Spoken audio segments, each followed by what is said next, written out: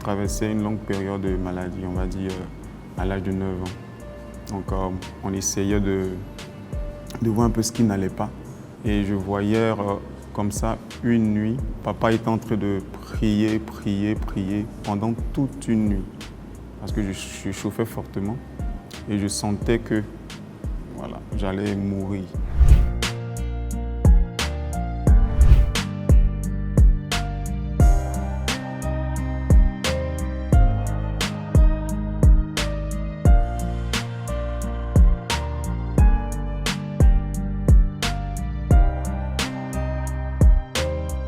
Ma vie avant Jésus, c'était une vie de maladie, on va dire ça comme ça, et une vie d'amertume parce que je n'ai pas connu ma mère très tôt. Voilà, après la naissance, ils se sont séparés très rapidement. Du coup, j'ai vécu déjà 1 an avec mon père jusqu'à ce que j'ai 9, 10 ans. Et à cet âge-là, je traversais une longue période de maladie, on va dire à l'âge de 9 ans.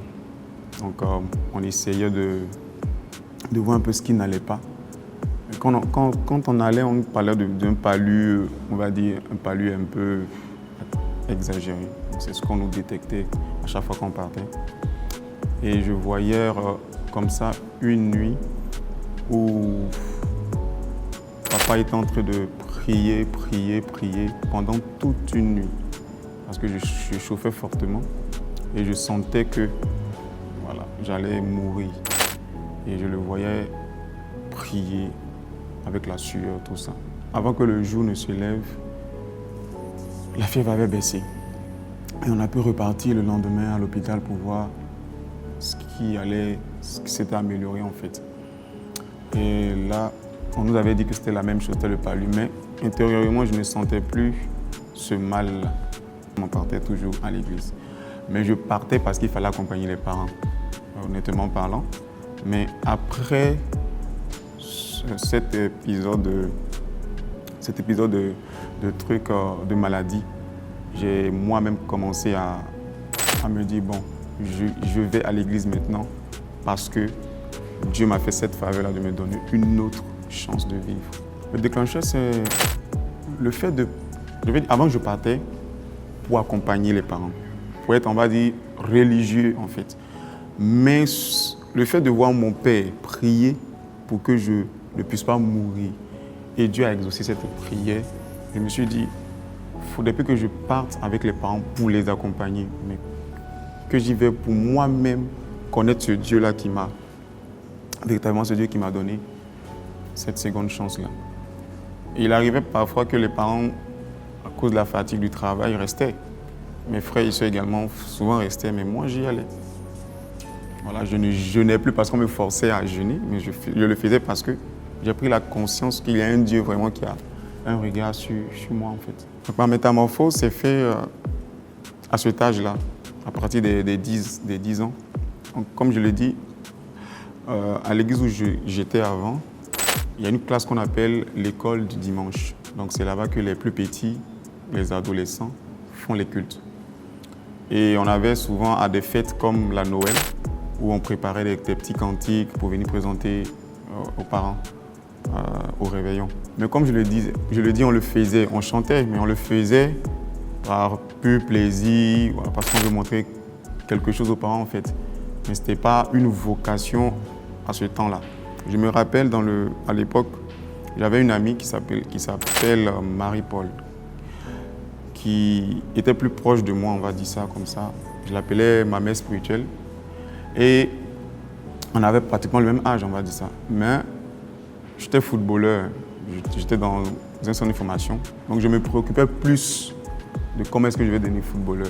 Mais quand on nous disait qu'il y avait répétition, souvent ça coïncidait avec nos moments d'entraînement. Et là, il m'a fait sortir une parole qui aussi m'a marqué.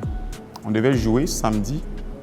Et le même samedi, on devait aller en compétition. Donc les églises sœurs de la même communauté devaient faire prester les plus petits. Et au sortir de l'islam, on avait le gagnant. On avait vraiment besoin de tout le monde. Et là, moi, je lui ai balancé, bon, moi, je ne pourrais pas aller parce que j'ai match. Donc elle m'a dit, si tu y vas, Si tu décides d'y aller, tu tomberas malade en fait. Bon, j'ai banalisé en fait. Et le vendredi soir, j'ai vraiment pensé à aller jouer, puisque moi, je me préoccupe de trucs. Mais je suis tombé malade du samedi jusqu'au dimanche matin. Le dimanche matin, je me suis retrouvé sans maladie, sans la fièvre. Je suis allé la retrouver à l'église pour lui dire, mais toi, tu es quand même truc. Même elle m'a dit ça, elle m'a dit non, que je sens que tu peux faire quelque chose dans ce domaine. Donc, j'ai commencé vraiment à m'intéresser à cela. Après que le pasteur d'alors était aussi notre formateur. Il nous a dit comme ça, pourquoi ici, habituellement, ce sont les filles qui lead, on va dire ça comme ça. Est-ce qu'il n'y a pas de garçons qui lead? Bizarrement, on était plusieurs garçons, mais même les garçons, alors lui, il peut truc. Donc, il m'a demandé comme je l'ai dit, sur un morceau de Mohamed Sanogo, il m'a dit d'interpréter ça. J'ai fait un pacte. Et après que j'ai interprété ça devant les parents, je pense que tout le monde avait aimé ce jour-là. Donc, à partir de ce moment, j'ai commencé à m'intéresser. Pas comme une vocation, mais j'ai commencé quand même à m'intéresser, à me dire, là, s'il y a des répétitions, je vais quand même y mettre mon cœur. Et au fur et à mesure, il m'a montré quand même ses bontés, les bonnes choses qu'il pouvait faire pour moi. Je n'ai manqué de rien jusqu'à aujourd'hui. Je me dis que c'est pas sa grâce. Une autre chose, c'est que malgré les difficultés, les épreuves qu'on pouvait traverser, avec la prière, quand je me mettais à prier, Seigneur, voilà, j'ai besoin que tu décantes telle situation. Ça suffisait. Donc, dis qu'il y a un Dieu qui ne me voit pas, qui m'a sauvé, à qui j'ai décidé de tisser une relation. Et ce même Dieu-là qui m'exauce, donc pourquoi pas ne pas réellement lui donner ma vie. J'ai décidé de ne plus reculer. Je suis venu déclarer le passé est passé en lui. Les choses ont changé. J'ai donné ma vie à Christ. J'ai décidé d'avancer.